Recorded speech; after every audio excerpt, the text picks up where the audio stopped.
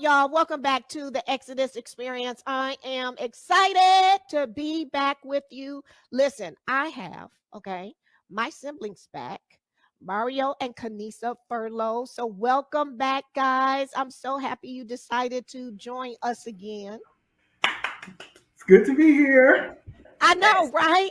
So it was like Yes. a whole bunch of stuff that we like went into, and I'm like, wait, we got to cover that, we got to cover that, we got to cover that. And so that's why I wanted you guys to come back. But we decided that we want to deal with the triggers, when we have couples that are leaving sexual brokenness and joining as one. And so that's what I want us to cover today. Okay. Okay. Cool? Sounds good. Good. Okay. So when we had last talked, um, we had discussed about you guys' testimony, how you came together, all the ins and out of that.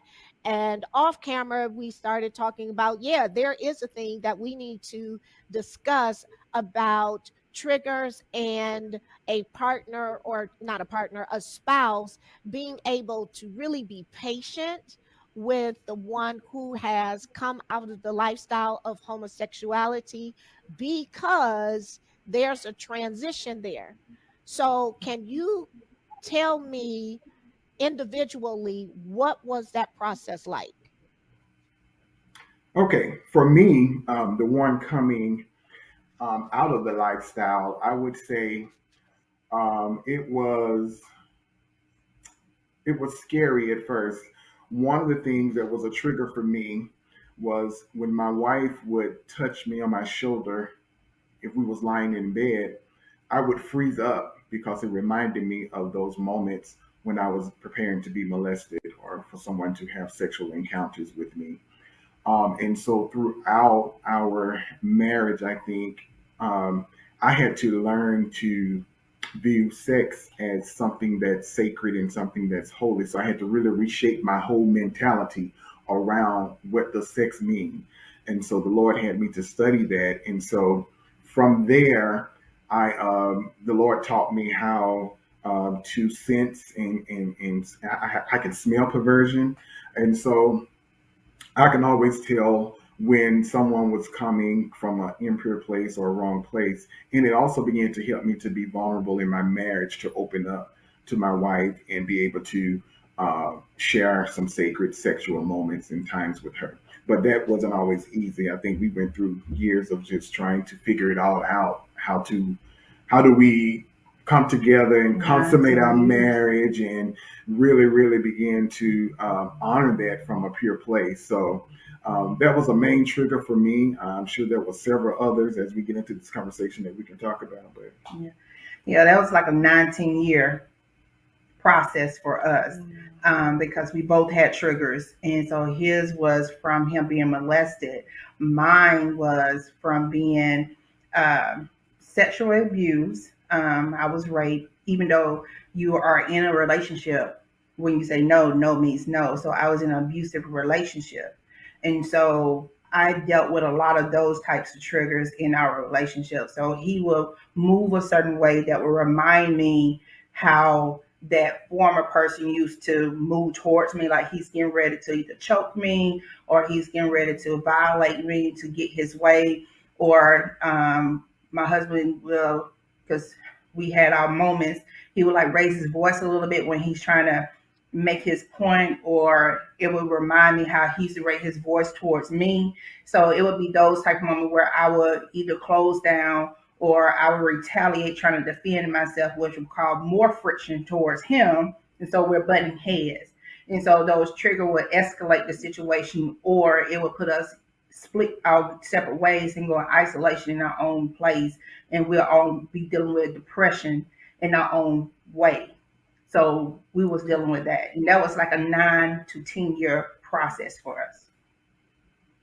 Okay, so one of the ways that you guys mentioned was the word and being retaught how to think. So your mindset needed to change to realize that you were not each other's violator, correct? Yes. Correct. Yes. Okay.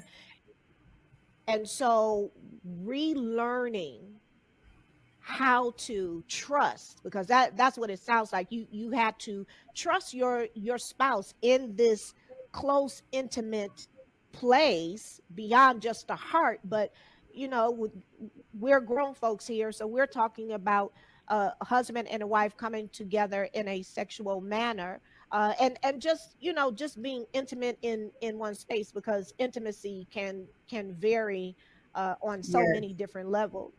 And so the word assisted, renewing the mind helped a lot, along with learning trust. What else would you give a couple advice on to help work through whichever one is actually experiencing the triggers? What should be the opposite individual's stance or response? Does that make sense? Yes. Yes. That's huge. That's what we lot. um, I with wives, I always tell them to be mindful where your husband come from first of all, because we oftentimes women look at men as no matter what their life status been like, they supposed to be strong, they're the headship, and they supposed to function this way no matter what, and they should not be rejecting me. But we have to be mindful at the end of the day, we're human beings, we all have endured something, so we got to be mindful that they need healing, they need respect, they need honor as well as what we do. So when we start putting ourselves in their shoes, then we can start having some compassion. And when you start having compassion, then you can start having that conversation. And when we begin to take the lens away that it's all about me and start focusing it's about us, then we can start sitting down and having that real conversation about what do we need to do to heal as a couple, not what do we need to do to heal as the wife or as the husband, but what do we need to do to heal as a couple because we're one.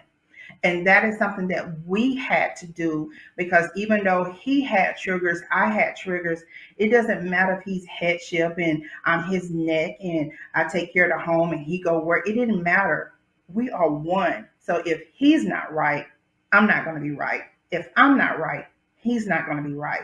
So what do we need to do to heal? And the first thing we need to do is we have to talk about what we have endured prior to marriage, and then what we need to do to go forward to be healed. So that is a conversation that I always advise wives to really sit down with themselves first, to have that real conversation with themselves first. Because women, we got to pump ourselves up because we're strong willed, especially if you've been that single woman, always been taking care of yourself. You the one been taking care of the house, and you the one been taking care of the bills. You've been handling stuff. It's hard to be humble and vulnerable when you're the one carrying the weight.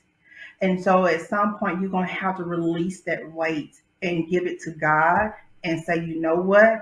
This is not for me to carry. This is not for me to fix because I have no control over it. And so as wives, we carry so much and we think we supposed to handle everything. And we have to get to the point where we say, God, take this. Give God the heavy load and be vulnerable and know that we can't handle everything. We can't fix everything because we're not our spouses, mother, sister, any of that. We're their wife. And so because we're their wife, we have to go before God and ask God, how can I be a wife and how can I help our marriage? Not help him, but help our marriage. And that's when God will begin to give the wife strategic things to do and how to humble yourself, one, and pull back and let go, and also begin to encourage your husband and show him that you care and that you're there for him and support him, so that the walls can begin to come down and that conversation can begin to have, because that's where it starts. Because if you just sit down and say, hey, let's just start having a talk about your triggers, it's not going to happen, because the enemy do not want that conversation to happen, because that's why I believe what's going on today. Do not want that to Yeah. happen, because that's a level of deliverance and freedom. Because when you start testifying about where you've Mhm. been and how it's had affected you, and you have a partner, your spouse, the person who said for better or for worse, through sickness and health, Mhm. and said I do, and that's in for the long haul, that is there to help you Yeah. through your recovery and through your deliverance, that's your freedom. That is another level of salvation. that is Now let that me is ask a you peace of something. God. Hmm. Let let me ask you something, because I want us to rewind for a minute, because you said something very interesting that I don't want to ignore. And you said, don't ask for help for him, you're asking it for the marriage. Yes, yes, Can you because expound on that? yes, the marriage is the institution. That's what God ordained.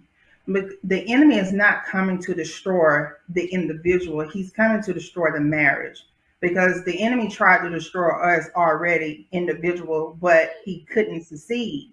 And so when you get married, God do not look at you as a couple, as individual.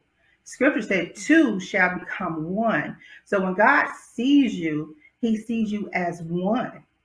So when you go on before him, and even you say, God, fix him, God is not going to fix him and fix him. He's going to be like, Mhm. take a look at yourself. Mhm. And when you Mhm. start looking at Yeah. yourself, you're gonna be like, oh, okay, well, God work on both Mhm. of us, because you're gonna find out what's wrong with him. There's a little bit of part of that is inside of you. Because when you get Now, married, hmm, yeah. Now, yeah, it's just let like when, me,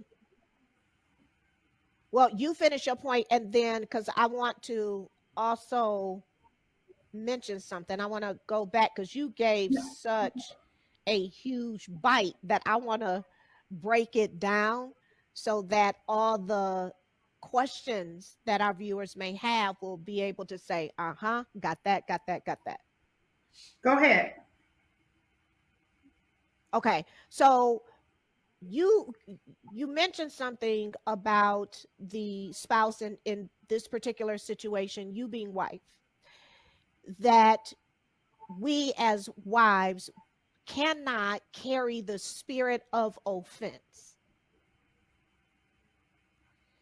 And that is very important. So don't take it personal if you do tap a trigger from your husband. It's backing up and opening up that container of compassion, if you will, to understand that he's having a moment. Yes. Yes, absolutely, Okay, so Mario, absolutely. let me ask Mario something. So you recall an instance where you guys can share when that trigger happened and Kanisa had to open up the container of compassion. An instance. I think She laughing. first of all, first of all, I want to say this about the compassion. The compassion piece is so important, especially for those who are coming out of a lifestyle of sexual brokenness or sexual trauma. It is so important because oftentimes we do not receive the compassion that we need in order to heal, in order to move forward in any step in life. We went to the church; they didn't have the compassion. We go to work; they didn't have the compassion. In every area, no one has the compassion. And so, in the confinement of our home, what we call our sanctuary, what we call our sphere of influence, we need those bowels of compassion. And so that compassion opened up so much vulnerability for me. And it didn't happen overnight. So you asked for an instance, and I really can't recall one instance right now, but I do know over a period of time where I was into my depressive state and I did not want to like touch my wife or show her affection, show her intimacy, and all these things. Um, I think she had such a level of compassion for me that when the opportunity presented itself, we were able to talk, and I felt like the walls had come down so that I could be vulnerable and say, "Yes, this is what I'm feeling. This is what it is." Um, I was triggered. I didn't understand what that touch meant. It didn't feel genuine to me. It felt like you just wanted to use my body. So we had to have conversations like that. And then as those conversations began to happen, that wall began to go down. And I was able to heal and then understand the true meaning of intimacy and sex. And on the flip side, whereas my wife seen sex as a tool to um, feed her emotions or her feelings, or it was more like an addiction for her, we began to create other ways to be intimate so that the triggers would not hinder her. You know, I wouldn't be triggered and I wouldn't feed an addiction that need to be broken. So that meant Wow. we went through what we call I don't know if you ever heard of the Love Dare. We did that challenge. Yeah. We created what we call pillow talk. We created spaces that we could pull out the most vulnerable and intimate parts of ourselves that ultimately led up to a great sexual experience. But it wasn't something that we just went to because we were having a bad day, or I just went to because this is what I'm used to doing when I don't feel loved or rejected. It Yeah. truly opened up the power of what I call uh, connection in marriage. It's the power of connection in marriage. And oftentimes, and we tell, and I believe all couples go through this, whether they come from sexual brokenness or not. But I just believe that we have to find that power of connection that will begin to progress your marriage, begin to take your marriage into different streams that you have no idea that will be there. And Yeah. so those pillow talks, that love dare, learning each other love language. We're actually doing it again right now because we feel like our love language may have changed a little bit. So we're Come doing it on. again right now. And it really opens up the power to connect as a couple beyond sex. Yeah. Mhm. And Mhm. so and that's And that's that is important. major. Yes, especially when someone comes from sexual brokenness. You have to begin to look at marriage beyond sex. Because if someone been raped, if they've been molested, tortured, I even have worked with people who's been tortured, and so you have to think about these things when you go into a marriage. You don't know what level of abuse from mental, physical, or emotion that a person has been through, from addiction, from someone's hands, or from them saying yes to something that they didn't know because immaturity thoughts that put them in a place. And so you have to begin to renew your mind in the original thought that God had designed for you, not what the church say, not what TV say, not what advertisement, and not what another couple say, but you have to go by what God says about you for your marriage. And that's what we always teaching people. What do God say about your marriage? What do God say about sex in your marriage? What do God say about your marriage, through how he wanted it to be healthy? Because for us it is different from other marriage couples. Our standards are very different, and so we are okay with that because we're able to sustain and we're able to have a healthy life. And he had to teach me what healthy sex was, even though he was sexually broken, because I was touched and I was taught what sex was. So he taught me what healthy sex was and how to appreciate it. So that's what I'm saying. You have to understand where a person comes from. But when you start sitting down and explaining your triggers, you begin to understand your spouse in a more intimate way, and you begin to understand why they think the way they think, why they operate to do, why they serve you the way they serve, or why they don't serve you. You begin to understand those things. And so you, because of that, we're able to really be there for each other without audibly saying, I need you there. So there's like this level of confidence that is built between you as a married couple, and you can learn each other more because you take the time out to actually communicate about what troubles that individual, and you care. And so I'm sure that because you've taken that time, it's allowed for you to grow more intimate with one another and connect one another in all facets that a married couple can come together, meaning mentally, emotionally, spiritually, even in what your desire is as you continue to grow as a married couple. Absolutely. Absolutely. He is my best friend. Mm. Like, Yeah. if I cannot share my inner, darkest, Hmm. silly, crazy, imaginative thoughts with him, Hmm. why are we married? Yeah. It's just that simple. Wow. Wow. It, this is who I lay beside every night, who I get up Yeah. with, who I eat with, who I break bread with. This Yeah. is mine. This is all mine. So if he's all Yeah. mine, that means he has every part of me. Every part of me, just like Christ have every part of me. So if I'm not hiding anything from Christ, I can't hide anything from him. So that is how we live our lives with each other. And that part for me was scary, um, Mm. because I wasn't used to true intimacy with someone saying, "You have all of me." Yeah.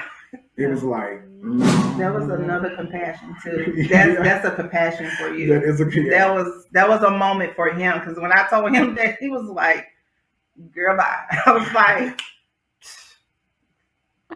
But "You got all of me." it opened me up to understand um, that my spouse is and should be my best friend, and that I should be able to trust her with the most intimate parts of me. I should be able to say, "I'm struggling today. Can you pray for me?" without any shame or any insecurity as a man. Because as a man, you feel like if I share that level of intimacy with my wife, then I am not walking in the true manhood that I see other men walk in. And so then you start to compare yourself to other Mhm. men. And so you can't be comparison. You can't compare yourself to other men. Our marriage is definitely what it's unique. And this is it's unique, Transform. uniquely transformed. It's unique and it's a covenant. And when we understood that it was a covenant, we understood the the the the steps that we had to take to continue to grow our marriage and to progress our marriage. And so one of the number one things I say, don't compare your marriage to anybody else's. Men, don't compare your manhood to what society say manhood is, because most of the time that's false and is incorrect. Really begin to seek the biblical meaning of manhood, seek the biblical meaning of sex, and begin to put practical steps in place to apply those. Number one, I'm not a man who is muscular, played football. I was a man who was in the band. But that doesn't change the fact that God has given me the responsibility to provide as a husband and to be a husband to my wife and a father to my family. That's right. And so Mhm. that has become um, my freedom. Hmm. It became my freedom because I didn't look at myself now as this little boy who was not worthy enough to be a father or a husband. Now I see myself Mhm. first as a son of God. And now I'm capable enough to be a man of God, to walk into husbandry and to fatherhood. And I also want to add, we're not Absolutely. perfect.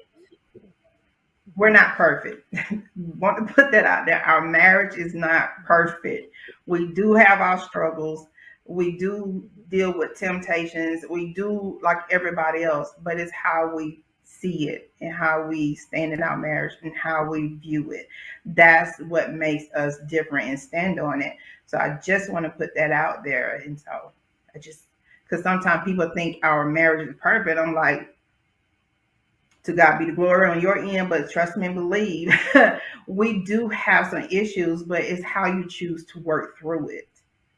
Marriage is a I job. think that's it. That's it right there. Is how do you choose to work through it? And how Mm-hmm. do you work through it together and no one becomes offended when that Mm-hmm. spouse is having a moment, okay? it, because when you start getting offended, then would you agree or disagree that that in itself could be or become a trigger where they would feel as if they're not being considered? Absolutely. And I think even when that offense comes in, it begins to rehash other things like rejection and abandonment. Because I think one of the key factors is when I was not able to perform sex with my wife because of mental or whatever things were going on within me, it made her feel like I was rejecting her. Mhm. And so that was key to understand that when I said I don't have it right now, how do I say it? And what do I do to make her feel loved outside of what I can perform in sex? So that is key. That is key. So whatever it is, I don't want her to feel rejected, and she don't want me to be offended because she feels rejected. Mm, wow. Yeah. So you are constantly reminding each other, I love you and I'm Unconditionally. here for you. Unconditional. Yeah. Hmm. Yeah. Yeah, my thought was, as especially as believers in kingdom, how we flow and operate in ministry. Um, Yeah. when someone comes to us, we want to make sure that they can feel the love of Christ and we can meet their needs. And oftentimes we don't practice that same thing within our own homes. If I don't Mhm. treat my wife like a child of God that I am also called to minister to, then I miss the whole point of us being together in marriage. And so I have to have the same compassion for her, if not more, than I have with the people that I'm called to be their pastor or their covering or their mentor, etc. Exactly. That's good. Now let me ask you this question because I want to make sure that we cover this as we're wrapping this up. With a couple that are dating, how would you suggest that they handle each other in getting prepared to have to enter into this zone of intimacy? Therapy That was a good question, 101. huh? Because you smiling, Kanisa. Therapy 101. Um, if you are dating and you know the person that you are dating is an overcomer of sexual trauma, any type of sexual trauma, or you're dealing with any type of trauma yourself, and you're thinking to move forward in engagement and marriage, and you know this is the one, this is my boo, we're gonna get married and all that, I advise you to you two begin to seek out therapy. And if you are in therapy, talk with your therapist to where it is time for you to bring that person in some of the sessions, not all of your sessions, but some of your sessions, to help you to start having those real conversations. Because what you do not want to do is go to the altar and say, I do, thinking everything's going to be the same as you were as you're dating. Because soon as you say, I do, each one of you begin to change. So what was lovely and cute when you was dating could begin to irritate you and get on your nerves when you get married because you haven't been properly prepared, because two shall become one. So that's what I will always advise anyone that is dating that has some type of trauma lifestyle, a trauma past per se. If there is no trauma, there still needs to be wise counsel in the preparing for marriage, because there's a level of communication that needs to take place. And once you have that wise counsel, this is when the man and the woman needs to sit down. I advise over dinner, after you have a good dinner, because everything is wonderful after you have a good dinner. You get that dessert and coffee or your wine, whatever you prefer. Sit down and start strategizing what your expectation for one another. What is your expectation for me? What is your expectation is? What does marriage look like for you? You need to talk about those things, and what are we going to produce out of our marriage? Because people think marriage is all about sex and children, when actually marriage is all about giving glory to God. Our marriage do not belong to us, it belongs to God. So whatever God wants for the marriage, we have to surrender it to him. So you have to sit down and have those conversations, and begin to deal with your past, deal with your inner thoughts about the situation. And that's going to be, because we all have those questionable moments. Should I not get married? You kind of get on my nerves, and you might want to talk about those things.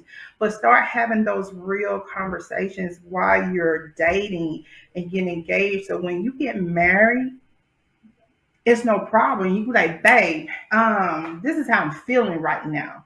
And no one is offended because you have Right. trained yourself.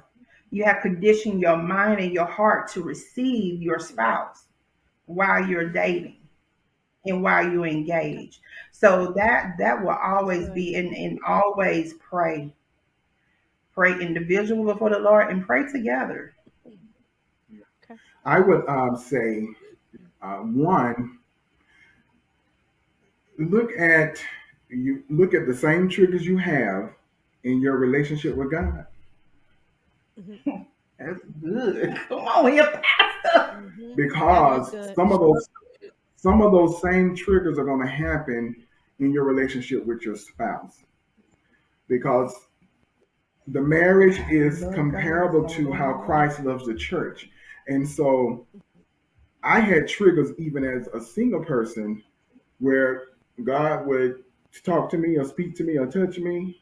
And because he's trying to love me, it reminded me of something that was totally not the case. And so I end up walking in disobedience. So, really identify your personal triggers as it relates to the Lord and as it relate to any practical thing in your life. If you have a trigger with your mom yelling at you, identify that. If you have a Mhm. trigger with your father not being in your life, identify that and um, do it with conviction and not condemnation.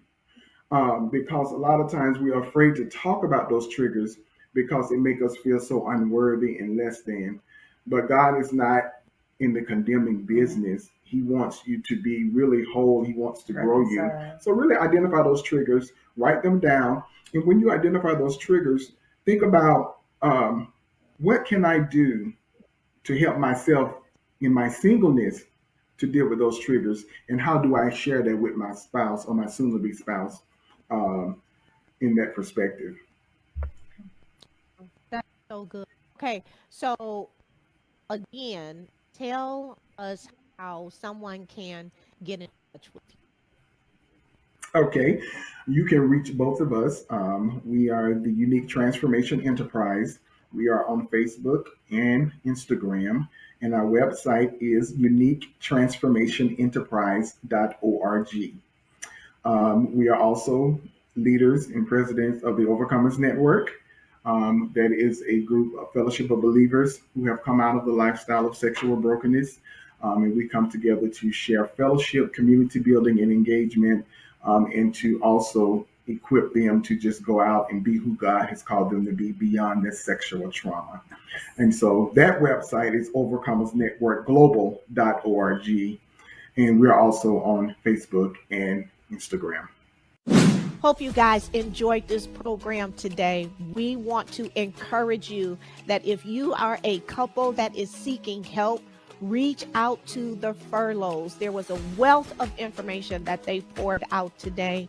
Know that you are not alone. We want you, we want your spouse and your marriage to be successful and enjoyed for years and years to come.